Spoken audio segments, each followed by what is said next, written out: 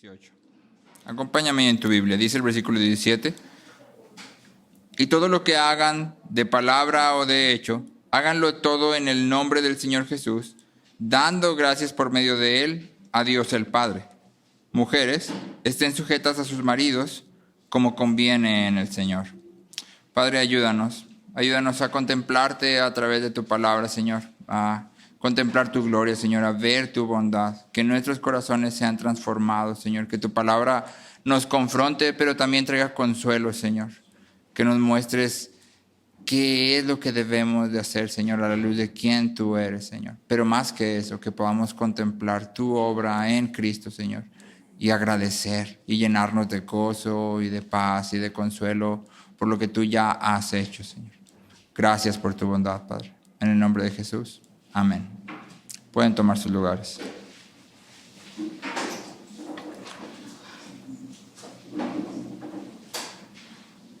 Quisiera comenzar contándote un suceso histórico en Twitter. Ya no se llama Twitter, pero ya yo le digo Twitter toda la vida. En 2022 hubo como es de costumbre para los que están en Twitter, alboroto en Twitter, porque resulta que hay una mujer que se negó a arrodillarse frente a su esposo durante la ceremonia de su boda. La mujer escribió esto en Twitter. Puedes adornar la sumisión con todo el lenguaje romántico de la tierra, pero nunca será para un adulto independiente. Ante este alboroto, Samia Suluhu, que era la presidenta de Tanzania, dijo que la tradición de arrodillarse y someterse a tu esposo debe permanecer en la ceremonia de casamiento porque fortalece el lazo familiar. Y de hecho afirmó con mucha alegría que ella todavía se arrodilla frente a su esposo. Y yo quisiera preguntarle a las mujeres que están aquí, ¿a cuántas les hubiera gustado, las que ya están casadas, agregar en tu ceremonia de boda un pedacito donde te arrodillaras frente a tu esposo? O a las que se van a casar, ¿cuántas dirían, sí, buenísima idea, yo quiero arrodillarme frente a mi esposo en mi boda? Y todas las cabezas así. Hablar de los roles en el matrimonio y de la sumisión es un tema casi tabú en nuestra cultura.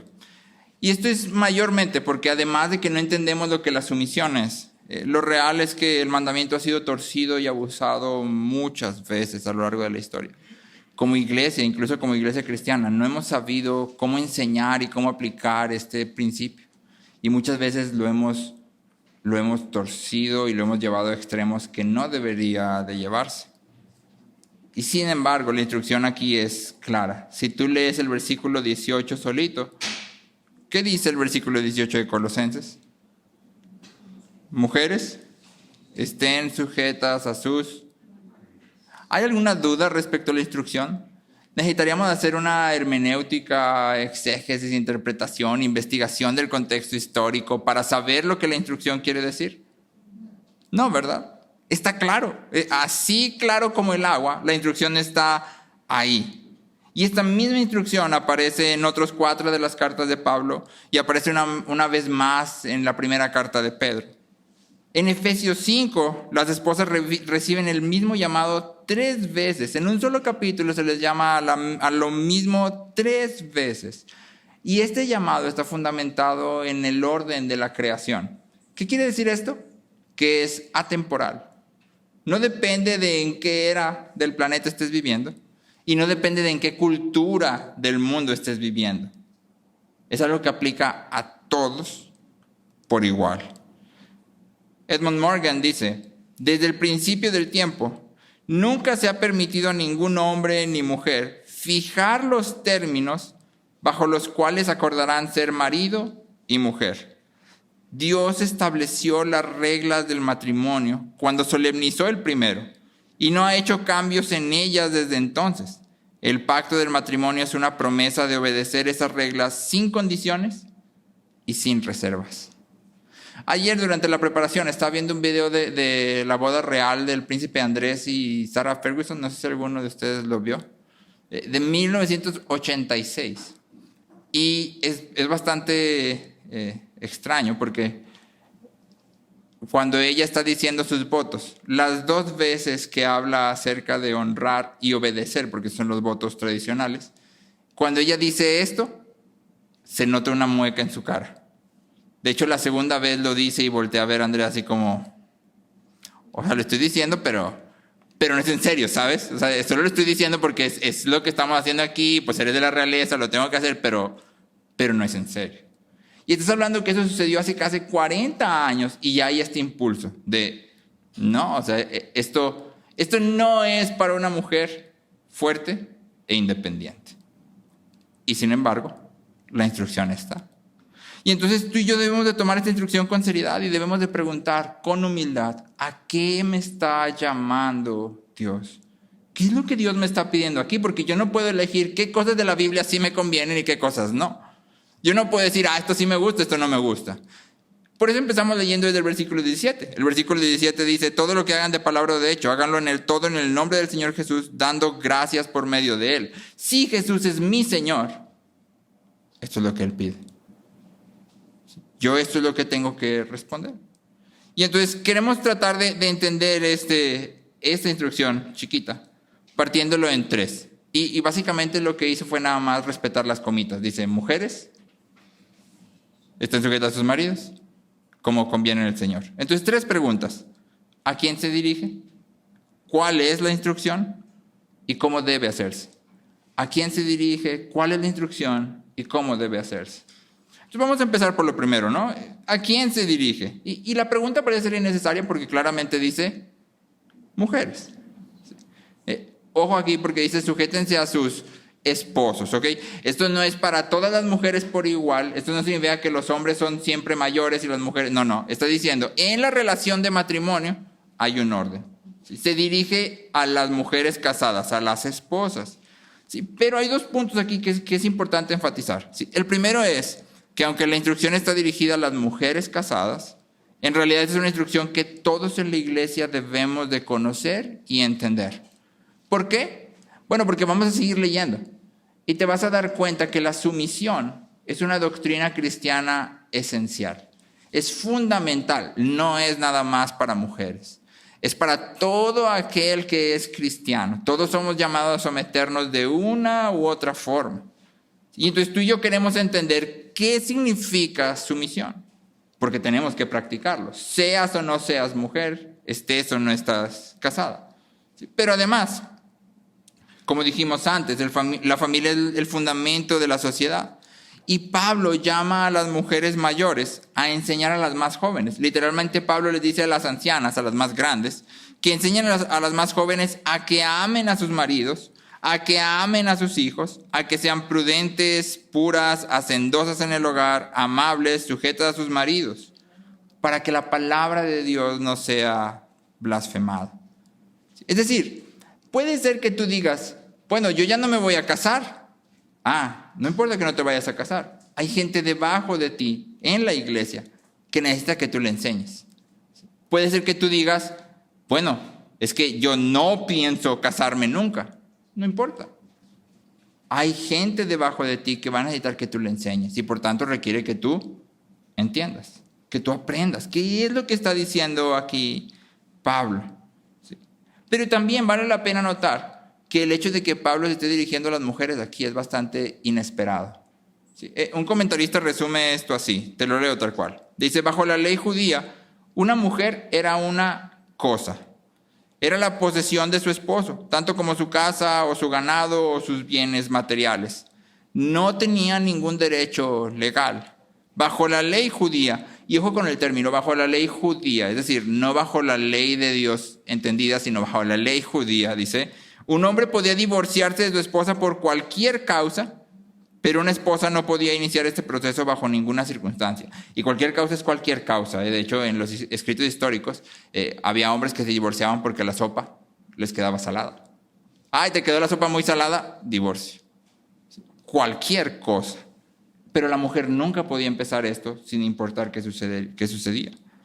En la sociedad greco-romana, una mujer respetable vivía en total reclusión. Nunca aparecía en las calles sola ni siquiera para hacer compras del hogar.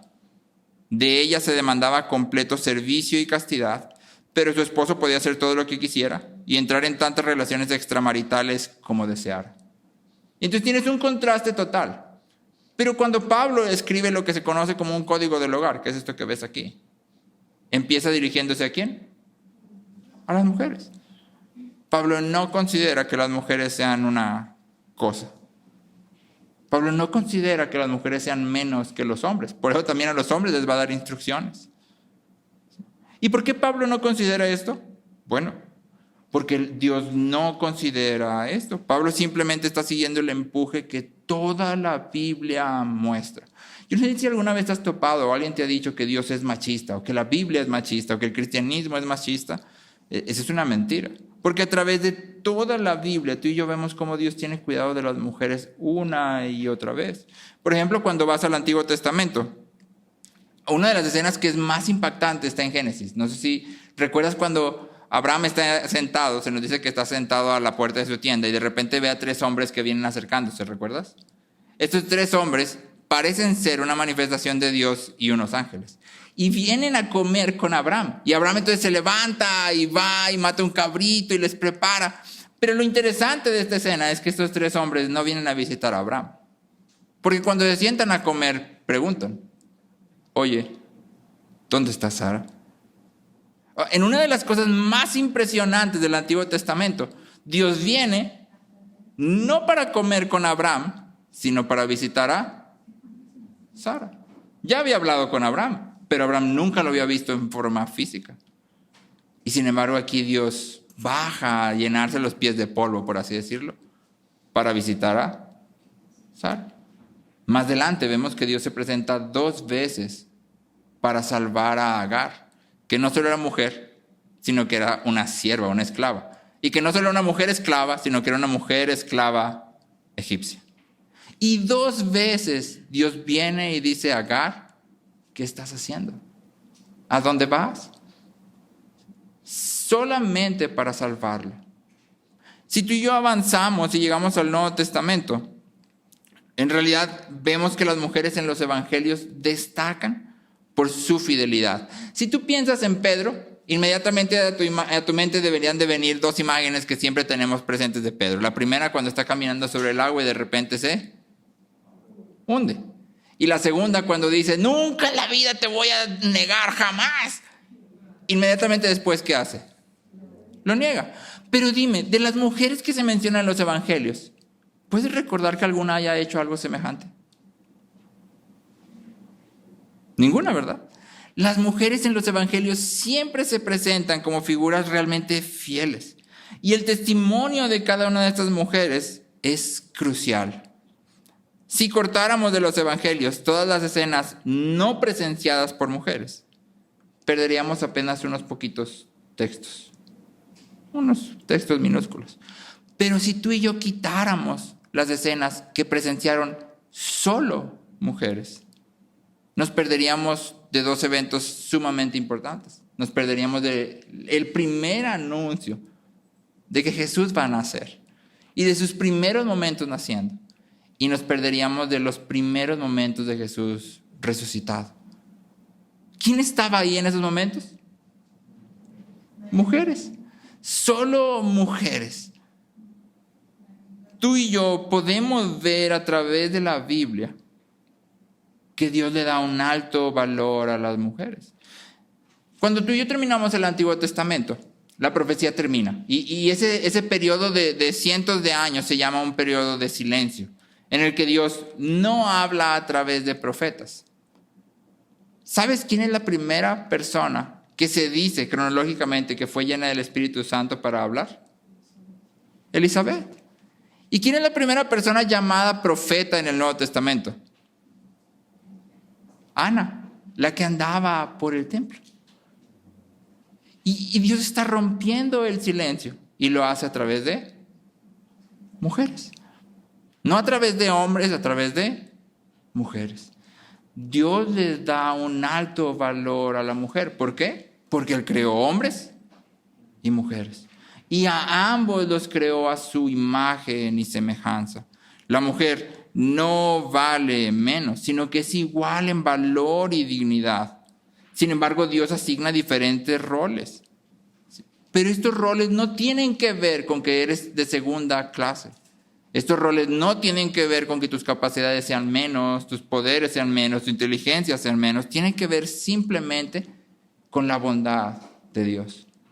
Y por eso Kathy Keller, esposa de Tim Keller, dice: si eres o no capaz de ver la justicia en los roles de género divinamente creados, depende en gran manera de qué tanto confíes en el carácter de Dios. Si eres capaz o no de ver la justicia en los roles que Dios ha asignado, depende de si puedes o no confiar en Dios. ¿Es Dios bueno? ¿Es Dios bueno? Eso quiere decir que todos sus diseños son buenos. Aun cuando los escuchemos y digamos, no, o sea, yo no quiero eso. Pero si Dios es bueno, su diseño es bueno. Y el que está mal soy yo. El que tiene que corregir soy yo. Entonces, esta instrucción ciertamente se dirige a esposas, pero es importante que todos nosotros conozcamos esto, que entendamos esto, que sepamos qué es lo que Dios está diciendo. Y entonces eso nos lleva a nuestra segunda pregunta, ¿no? Okay. ¿Cuál es exactamente la instrucción? ¿Qué es exactamente lo que Pablo está diciendo aquí? ¿Qué es lo que Dios nos está instruyendo a hacer? A simple vista dice, estén sujetas a sus maridos. Y la pregunta es, ¿qué significa estar sujetas? ¿Significará arrodillarse delante de tu marido? Que todos los días en la mañana te arrodilles delante de tu esposo. ¿Eso será sumisión real? ¿O qué significa estar sujeto a tu marido? Podemos decir que la sumisión, el estar sujetos, es tanto una convicción como una actitud. Tanto una convicción como una actitud. No puede existir una sin la otra, ¿ok? Tú necesitas la convicción para que la actitud nazca. Y puedes fingir la actitud, pero sin la convicción, esto no es sumisión real. Necesitas ambas. Entonces, como convicción, te leo 1 de Pedro 3, del 1 al 6. Dice, asimismo ustedes, mujeres, estén sujetas a sus maridos, de modo que si algunos de ellos son desobedientes a la palabra, puedan ser ganados sin palabra alguna por la conducta de sus mujeres, al observar ellos su conducta casta y respetuosa. Que el adorno de ustedes sea lo que procede de lo íntimo del corazón, con el adorno incorruptible de un espíritu tierno y sereno, lo cual es precioso delante de Dios. Porque así también se adornaban en otro tiempo las santas mujeres que esperaban en Dios, estando sujetas a sus maridos. Así obedeció Sara a Abraham, llamándolo Señor. Y ustedes han llegado a ser hijas de ella, si hacen el bien y no tienen miedo de nada que pueda aterrorizarles. Quiero puntear algunas cosas en este pasaje. Nota primero que Pedro les dice, ustedes deben de sujetarse a sus maridos. No porque sus maridos sean buenos, sino porque esto es precioso delante del Señor. ¿Qué es lo que motiva a una mujer a sujetarse a su marido? Que el marido se lo merezca. Que el marido es el mejor líder que existe en el hogar. Que el marido es la persona más comprensiva, lava trastes, barre, trapea, lava la ropa. Todo eso mientras tú duermes hasta las 10 de la mañana.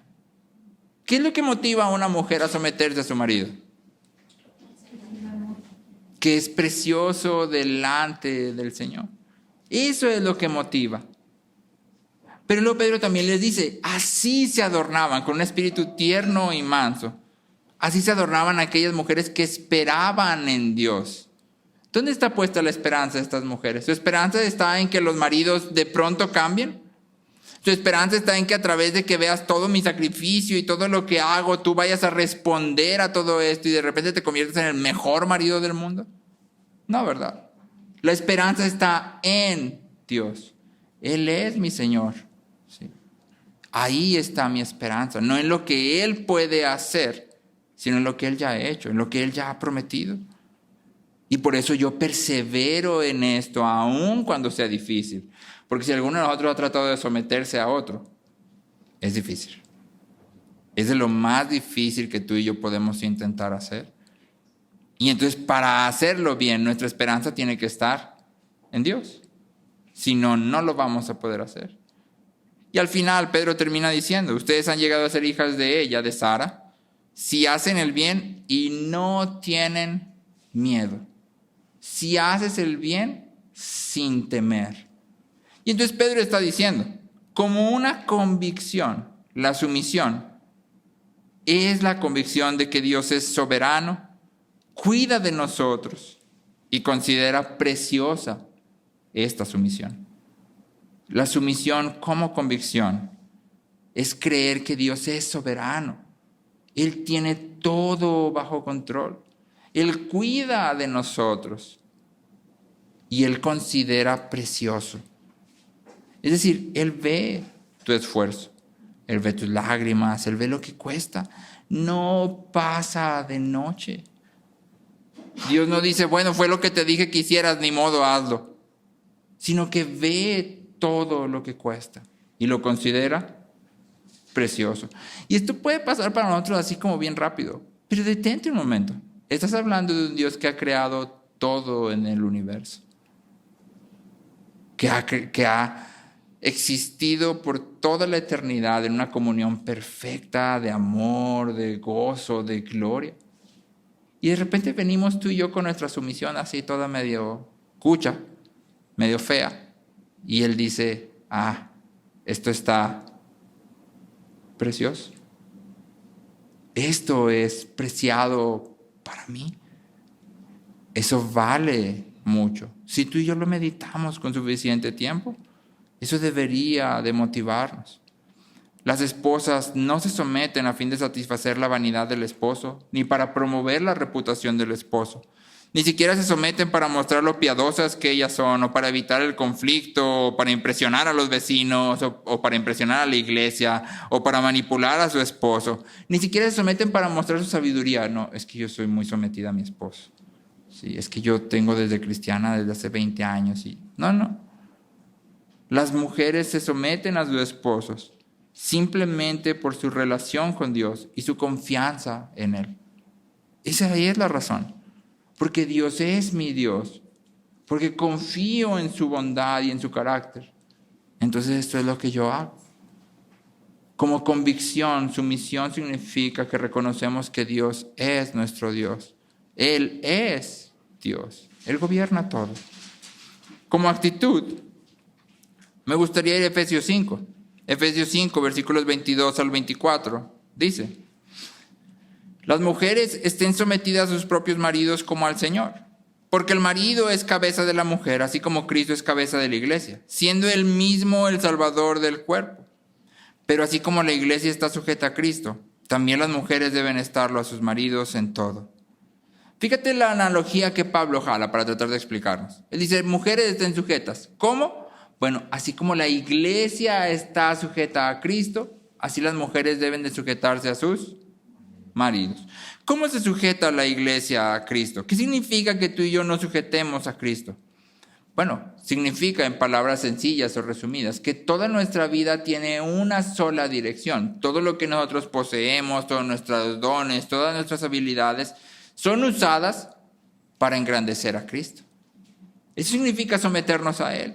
Todo lo que tenemos, todo lo que somos, todo lo que hay en nosotros es usado solamente para engrandecer a Cristo. Y Pablo está diciendo, así como la iglesia se somete a Cristo, así las mujeres deberían de someterse a sus maridos. Nosotros vemos a Cristo y Él marca el rumbo. Y seguimos a Cristo. Obviamente aquí hay una diferencia cualitativa, ¿verdad? Porque cualquier hombre, el que sea aquí en este lugar y en cualquier parte del mundo, está muy lejos de ser semejante a Cristo en todo lo que eso conlleva. Pero la dirección, el impulso debería de ser el mismo. Y entonces como una actitud, tú y yo decimos que su misión es derramarse uno mismo, muriendo al yo, usando todos nuestros dones y capacidades para engrandecer a otro. Su misión es derramarse uno mismo, muriendo al yo, usando todas nuestras capacidades y nuestros dones para engrandecer a otro. Y nota la palabra, por favor, para engrandecer. Y aquí no me estoy refiriendo a hacerlo popular, a hacerlo quedar bien, no. Es en un sentido más específico. Pudiéramos tal vez decir para edificar a otro. Aquí de lo que estamos hablando es que sumisión significa respetar a la persona en amor. Y eso significa que yo siempre voy a tratar de edificar. Y edificar implica también que a veces voy a tener que confrontar. Si tú amas a alguien y ves a ese alguien haciendo algo malo, ¿qué haces? Lo detienes, ¿no? Sí, cuando mi niña chiquita de repente va con su dedo a meterlo al contacto de la luz, mi reacción inmediata es, no. Sí. Incluso tal vez tapar el contacto o quitarle la mano. ¿Por qué? Porque la amo. El amor implica poner ciertos límites a fin de ayudar, de edificar, de servir. Amor que no demanda nada, amor que no confronta, no es amor. El amor que simplemente te dice, sé quién tú eres, ese no es amor real. El amor implica que tiene que haber algo que raspe, que diga, y ahí te estás equivocando. ¿Sí? Por este lado no vas bien, necesitas regresarte. Y entonces cuando hablamos de sumisión, no estamos hablando de obediencia ciega. No estamos hablando de que sumisión significa que la mujer se queda en la casa y lava los trastes y la ropa y barre y trapea mientras el hombre... No. Estamos hablando de una relación en la que se busca una edificación mutua. En que la mujer viene y habla la verdad en amor. En que cubre también las fallas. Y no significa que las oculta, sino que cuando el hombre peca, la mujer puede abrazarlo. Y pueden trabajar juntos en esto. Significa que la mujer aligera la carga del hombre en cierto sentido. Y no te preocupes, vamos a llegar a lo que el hombre le toca hacer. ¿Sí? Pero en este punto la instrucción debería de ser clara para ti y para mí. Y la pregunta debería de ser permanente frente a nosotros, para aquellas que están casadas. ¿Estás derramándote para engrandecer, para edificar a tu esposo? Porque ese es el llamado de la palabra. Ese es el llamado de la palabra. Y para todos aquellos que no son mujeres casadas, la pregunta permanece. Porque todos somos llamados a someternos. En Efesios 5, antes de esto, Pablo dice, sométanse unos a otros. Y eso significa que todos somos llamados a lo mismo. ¿A qué? A derramarnos para edificar a otros. A morir al yo. A usar todos nuestros dones y capacidades para que otros sean edificados. A usar todo lo que tienes para que otros sean edificados. ¿Cómo estás en esto? Obviamente en nuestra cultura, en la que todo se trata de mí y que evaluamos las relaciones con base en si me dan paz, si me aportan, que no me roben, que no sean tóxicas. Cuando alguien te dice, tienes que derramarte para engrandecer a otro, a nuestros oídos esto suena como, creo que no, obvio no. Sí, o sea, yo lo que hago es evalúo, a ver, tú qué me aportas, y si no me aportas nada, pues ándele, váyase para allá. Sí, que no me robes mi paz, porque mi paz es muy importante. Pero eso no es la instrucción de la Biblia. La Biblia te está diciendo, derrámate por completo. Si eso significa que en tu casa va a haber un caos, porque tú vas a darte para que otros sean edificados, ¿qué deberías de hacer? Decirle bienvenido al caos, ¿no?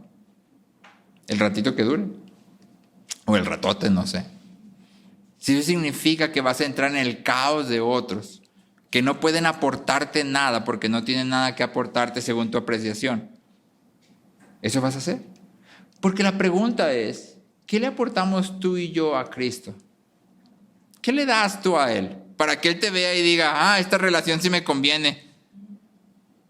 Sí, esta relación sí me edifica, me aporta algo. No, ¿verdad? Nada, en absoluto. Y sin embargo, Cristo viene y se da por nosotros. Esto es lo que Pablo dice en Filipenses 2. Haya pues en ustedes esta actitud que hubo también en Cristo Jesús, el cual, aunque existía en forma de Dios, no consideró el ser igual a Dios como algo a que aferrarse.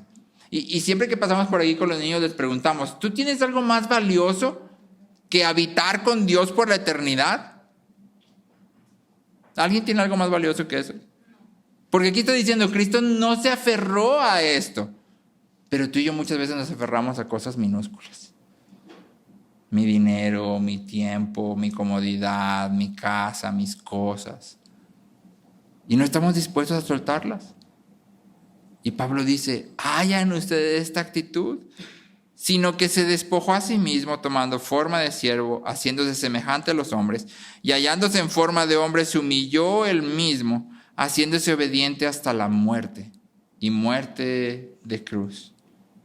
Este es el llamado de todos los cristianos. Todos nosotros somos llamados a imitar a Cristo. En este sentido, Cristo no estimó el ser igual a Dios como algo a que aferrarse.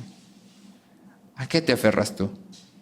¿Qué es lo que no estás dispuesto a que otros tomen de ti? Y que a veces lo das, pero cuando lo das, reniegas, te enojas, reclamas. O a veces lo toman y bueno, pues ya lo tomaron, pero voy a estar enojado. Y estoy hablando de todos los ámbitos, porque para los que son más grandes y tal vez ya tienen su casa y tienen su trabajo y su tiempo está apretado, muchas veces lo que peleamos es nuestro tiempo. No, es que yo no puedo ir con fulanito, no puedo convivir con sutanito, no, es que no puedo ir a la reunión de la iglesia porque necesito un tiempo para mí. Eso no es lo que la Biblia dice, porque este mundo no se trata de mí, se trata de Cristo. Y mi vida ya no es mía. ¿Sí? La vivo para Él. Pero lo puedes ir pensando más para abajo. Porque podemos hablar de los niños o de los muchachos que están aquí. Cuando tú tienes que recoger tu cuarto o tu mamá o tu papá te piden que laves los trastes o barras o trapeas, no sé qué te piden. Y tú reniegas en vez de hacerlo con alegría. ¿Por qué te quejas? Ah, bueno, te quejas porque estás aferrándote a algo. A tu descanso, a tu comodidad, a tu Xbox, a tu Nintendo, no lo sé. Pero estás aferrándote a algo. Y por eso es que entonces luchas cuando te piden otra cosa distinta de la que tú quieres hacer. Y sin embargo la Biblia nos llama. Haya en ustedes esta misma actitud. Yo no recuerdo haber leído ninguno de los evangelios a Jesús renegando. Ni una sola vez. Ni cuando va camino a la cruz, en el peor de los momentos, va renegando. Oh, pues aquí tengo que ir haciendo esto. Por fulanito que ni siquiera, ya lo vi, que dice que cree en mí y ni siquiera me obedece. Ahí anda haciendo lo que, aquí ando. ¿Te imaginas? ¿Te imaginas si Cristo hiciera las cosas conforme a lo que tú y yo respondemos? ¿Qué hubiera hecho? Si lo que Él hace dependiera de nuestra respuesta, ¿qué hubiera hecho Cristo? Nada. Pero Él se da por completo y luego te dice, ven, y lo que tú no puedas hacer, yo ya lo hice. Pero nosotros no queremos eso, ¿verdad que no? No, ¿por qué? Que Él haga su parte, que Él recoja lo suyo, que Él... ¿Por qué? Si tú has recibido tanto, ¿por qué no puedes dar igual?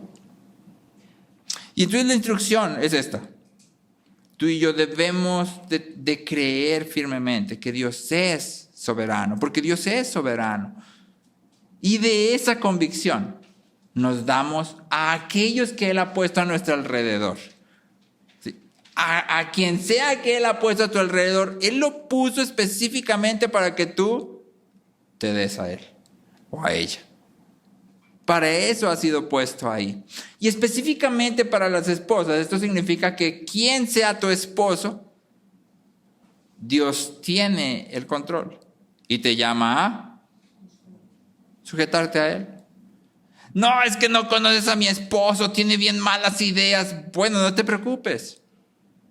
Dios tiene buenas ideas, todas sus ideas son buenas. Y Él ha diseñado esto así. Confía en Dios.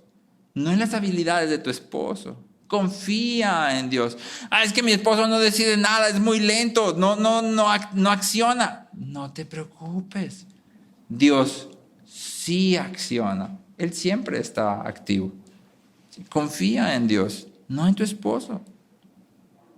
Sin embargo, cabe decir que aquí también hay un calificativo.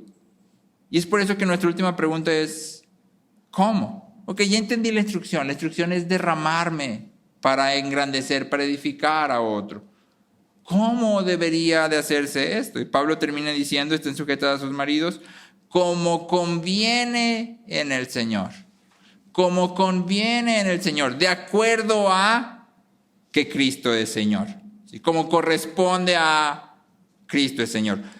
Si te lo fraseo diferente, Pablo está diciendo, si Cristo es Señor, entonces sujétate. Pero todo fluye de que Cristo es Señor. Y esto entonces nos da un límite para la sumisión. Espero que sea claro aquí, que la sumisión no siga la autoridad hacia el pecado. Nunca, bajo ninguna circunstancia, una esposa debe de seguir a su esposo hacia el pecado. Nunca. No, tengo una buenísima idea, nada más hay que robar un banco. Me tengo que someter a mi esposo. No, pues ni modo. No. Y es una exageración, pero bájalo a cualquier otra situación. No. Es que mira, si mentimos aquí en este formulario, así nomás una mentirilla, nos va a llegar una ayuda de... ¿No? Sí. No. Sumisión nunca significa seguir a la autoridad hacia el pecado. Pero hay algo más que este límite nos debería dejar claro. Si dijimos que sumisión implica usar nuestros dones y nuestras capacidades para edificar a otro, esto significa que donde las capacidades son disminuidas, la sumisión es imposible. Donde las capacidades son disminuidas, que si recuerdas es nuestra definición de abuso. Donde el abuso existe, la sumisión es imposible. No puede suceder. Si un esposo abusa de su esposa de cualquier forma, verbal, psicológica, emocional, cualquier forma, el llamado de Dios no es someterte porque la sumisión es imposible ahí. El llamado de Dios es salir de ahí. Sí. Porque se trata de usar nuestros dones y capacidades para engrandecer a otros. Dejar que nuestros dones y capacidades sean achicadas, sean apretadas, sean disminuidas, es dejar de glorificar a Dios, como lo pongas. Y entonces cuando Pablo dice, como conviene en el Señor, pinta un límite. ¿Sí? Hay una línea que nos dice, cruzando esto, la sumisión ya no existe. Pero no solo es eso, sino que Pablo regresa una vez más a la palabra Señor. De hecho, en estos versículos que siguen, hasta el 4:1, la palabra Señor va a aparecer 8 veces, 7 dependiendo de tu versión. ¿Por qué? Porque el centro es este. El Señor del hogar es Cristo, no el esposo. El Señor del hogar es Cristo. Y esta sumisión es entonces la forma en que tú y yo hacemos todo en el nombre del Señor Jesús, dando gracias. Es decir, las mujeres son llamadas a someterse en agradecimiento, con gozo. Ya hace un tiempo habíamos dicho, hace un año tal vez, que el gozo es un buen indicador de nuestra sumisión.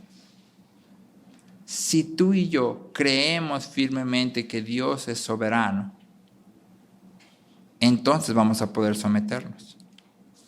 Pero si tú y yo no la pasamos renegando por todas las autoridades que Dios ha puesto a nuestro alrededor, por encima de nosotros, por las personas a nuestro alrededor, nos la pasamos quejándonos de ellos y de todas sus malas decisiones y de todo lo feo que hacen y de todas las mejores ideas que yo tengo, eso solo quiere decir que estoy idolatrando. Dios no está siendo mi Dios. Por eso hay queja, por eso hay lucha. Pero si Dios es mi Dios, yo puedo someterme con gozo. Tú y yo somos redimidos para recibir el llamado de Dios con humildad, con sacrificio y con gozo. deleitándonos en reflejar su belleza y justicia en esos llamados que Él ha hecho. Es decir, si estás casada, Dios te ha llamado a estar casada. Si estás soltera, Dios te ha llamado a estar soltera. No se le escapa de las manos a Dios. Y en ese llamado específico que cada uno de nosotros tenemos, deberíamos de encontrar gozo y deleite si creemos que Dios es soberano. Elizabeth Elliot dice esto: así como un ave acepta fácilmente la necesidad de tener alas cuando descubre que en realidad son las alas las que la sostienen, la elevan lejos del mundo, hacia el cielo, hacia la libertad. Así también la mujer que acepta las limitaciones de la feminidad encuentra en esas mismas limitaciones sus dones, su llamado especial, alas, de hecho, que la elevan hacia la libertad perfecta, hacia la voluntad de Dios. Es en los límites que Dios ha impuesto que tú y yo encontramos verdadera libertad, verdadero gozo. Cuando salimos de ellos, lo único que vamos a encontrar es miseria. Comenzamos este sermón con una tradición de una mujer arrodillándose frente a su esposo. Pero esta tradición no tiene nada que ver con verdadera sumisión, en absoluto. Y entonces me gustaría terminar con otra historia de verdadera sumisión. Bryan Chapell es un pastor que cuenta que tuvo una plática con una pareja que acababa de cumplir 48 años de matrimonio. Y justo en esa misma semana habían recibido, por sorpresa, sin ninguna advertencia anterior, la noticia de que su hijo mayor tenía cáncer, un cáncer bastante agresivo que se veía muy complicado. Y Bryan Chapell platica que está platicando con esta pareja y esto es lo que él cuenta. Mientras me contaban la historia de su amado hijo, el shock, el dolor y el miedo brotaron en la pareja. El hombre, generalmente impasible, no pudo contener sus lágrimas. Cuando su esposa vio el dolor y la vergüenza en sus lágrimas, tocó su brazo. Fue un gesto simple y sutil, pero casi podías ver la fortaleza fluir desde ella hacia él. Estoy seguro de que la esposa quería llorar igual o más de lo que su esposo quería contener las lágrimas. Conociéndola, sé que las lágrimas serían más típicas en ella y que tenía la misma necesidad de ser consolada por él. Sin embargo, en ese momento, él necesitaba su fuerza y en ese toque tranquilizador, ella sacrificó la expresión de su propio dolor para ministrar al dolor de él. El gesto fue una muestra de amor profundo, un dignificarlo a él que la dignificó a ella. Esta es verdadera sumisión. No se trata de tareas específicas en el hogar. No se trata de las mujeres no hablan, los hombres dirigen. No se trata de eso. Se trata de una dirección del corazón que está dispuesto a sacrificarse por el bien de otros, aún en los momentos de mayor dolor. Este es en realidad el llamado de todos los cristianos. Todos somos llamados a esto, a darnos para el bien de otros, por amor a Dios, en agradecimiento por la obra de Cristo. A darnos por el bien de otros. Y te quiero entonces invitar a hacer una sola pregunta para ti. Si tú repasas tu semana, ¿quién ha sido el centro de tu semana? Piensa en cómo has gastado tu tiempo. Piensa en cómo has gastado tu dinero. Piensa en qué has invertido tus fuerzas. Si tuvieras que decidir de las 24 horas diarias, destiné tantas horas para mí, para fulanito, para sutanito, ¿cómo las distribuirías? Y seamos sinceros, porque somos listillos. Yo puedo decir, bueno, yo el lunes limpié 6 horas, lo hice por toda mi familia. Pero muy probablemente la motivación no era la familia. A lo mejor mi casa es rara, ¿verdad? No lo sé, tal vez la tuya es distinta, pero mis niñas nunca jamás me han dicho, papá, por favor, vamos a limpiar la casa. Papá, por favor, necesito barrer y trapear. Nunca. Yo sé que hay que limpiar la casa y sé que es para el bien de ellos, Pero muchas veces mi motivación para limpiar, cuando lo hago, no tiene que ver con ellas. Tiene que ver con que yo quiero que la casa esté de cierta forma. Y entonces es tiempo invertido ¿en quién? En mí. ¿Cómo has invertido tu tiempo? ¿Podemos decir que como cristianos estamos viviendo para otros? Y para las esposas específicamente, ¿estás viviendo en sumisión a tu esposo? En esta dinámica de sacrificarte a fin de que él sea edificado. ¿O estás viviendo para ti misma, esperando que él te dé y que Dios te dé y que te responda, sin considerar el llamado que él te hace? El llamado es para todos y Cristo nos ha puesto el ejemplo. Pero la esperanza del Evangelio es esta. No solo nos ha puesto el ejemplo, sino que Él lo ha hecho de manera perfecta. De manera que cuando tú y yo fallemos, porque vamos a fallar, podemos venir con confianza a Él y decir, no he podido someterme, no he podido derramarme por otros, he sido egoísta.